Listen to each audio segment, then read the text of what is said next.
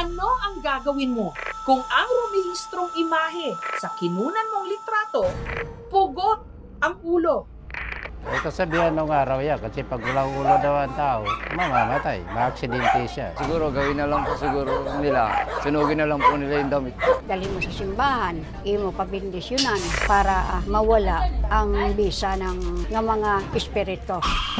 Dito sa Binangonan, Rizal, makailan, 3 beses nakuna ni Carmina ang kanyang 4 na taong gulang na anak. Naputol ang ilang parte ng katawan nito. Sa unang litrato, walang ulo. Sa sumunod, may ulo pero putol naman ang kanang kamay. Sa huling litrato, normal na ang itsura. Pero kapansin-pansing, mistulang meron na itong 2 braso. Paano nangyari ito? Dito ko po siya nakuha na ng picture na tumatakbo po siya. Dito ko po siya nakuha na parang wala siyang ulo. Kwento ni Carmina, papasok na raw siya noon sa trabaho at katatapos lang maligo ng kanyang anak na si Lindsay nung tinawag siya ng anak para magpa-picture. At nung napindot na niya ang camera ng kanyang cellphone, nagulat na siya ng sunod-sunod ng tila pugot at putol ang iba't ibang parte ng katawan ng kanyang anak. Nabanggit ko nga dun sa katrabaho ko po na pinakita ko yung picture. Sabi niya nga po, masama nga daw po yun, ganito, ganyan. Sabi ko, baka sa camera lang. Tapos sinubukan po nila yung camera, ginalaw-galaw nila. Tapos hindi naman siya naggaganon. Tsaka kung sa camera daw po yun, sana mabiblurred kasi malinaw kasi yung kuha. Ayon kay Carmina, kahit mag-iisang taon pa lang silang nakatira rito sa kanilang bahay sa Binangonan, may kakatuwang pangyayari na raw silang nararanasan. Lalo pat ang kanilang tahanan, hindi pa raw nababasbasan. Minsan parang may nakatingin, ganyan. Kasi hindi ko na kasi pinapansin kasi pag pinansin mo matatakot ka lang. Ganyan. Minsan may mga hinahanap kami na alam ko naman na dyan ko lang nilapag pero pag ano ko wala, tapos mamaya lalabas na lang siya basta. Takot din po ako para sa anak ko eh. Tapos marami din nag-share ng story po na pag nga daw po ganun, yung pugot yung ulo, parang masama. Samantala, may nagpayo kay Carmina na para makontra ang anumang pangitain, dapat ikwento at ipagsabi ang nangyari. Kaya si Carmina, agad ipinost ang misteryosong litrato ng kanyang anak sa kanyang Facebook account. Sabi po sa akin, daw po ikwento ko yun kasi daw po masama daw po yun. Kasi may ganun din daw po nangyari sa kanila nung kailan lang din na parang estudyante daw po tapos parang nakita daw na walang ulo tapos namatay. Eh wala naman din ako masyadong pagkwentuhan kaya in-advise na lang sa akin ng mga katrabaho ko na i-post ko na lang daw. Ayon sa pamahiin, kapag nakuhanan daw ang isang tao na pugot ang ulo, dapat sunugin ang suot na damit nito nung nalitratuhan. Takluban ng itim na tela ang kanyang ulo o hindi kaya ibaon ang damit sa lupa.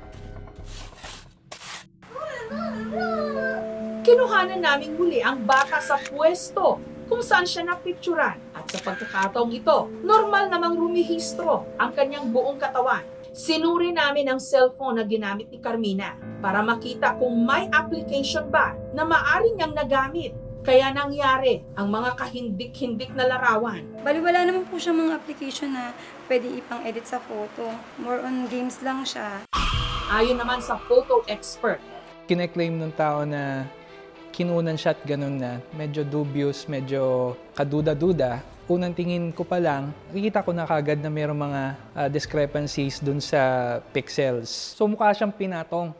Mukha siyang binura, pinatong tas binura. Alam mong pinutol siya. Now, pwedeng kinunan siya ng ganito, nandyan na yung bata, nakakomposite na siya, isang shot lang siya. Tapos, ang nangyari, pinutol nila yung ulo ng bata. Pinutol din nila yung leg. Kahit dito, kita mo kagad yung discrepancy, yung pagkakaiba ng kulay. Ayan, makikita mo na sharp yung cut dito na hindi dapat lumalabas. Na kahit na low-res yung file, mababa lang yung resolution, hindi dapat lumalabas yung mga ganyang, tawag natin dyan, artifacts. Tapos yung pagkakaputol dito ng kamay, masyadong sharp. So parang binura lang na abrupt. Tapos yung anino ng bata, hindi consistent. Pero ito, halata mong idinikit.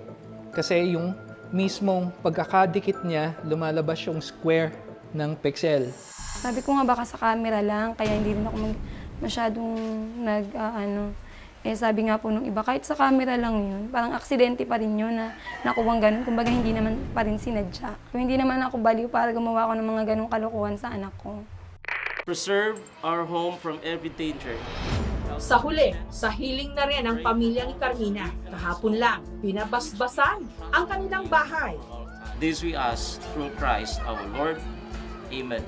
And masaya po kami na na-bless na yung bahay. At least wala na kaming pangamba dito sa bahay na may mangyari pang mga ganun ulit. Ang ating isip, makapangyarihan. Kung minsan, mapaglaro ito. Pero wag agad maniniwala dahil hindi ba't tayo pa rin ang may kakayahang kumontrol nito.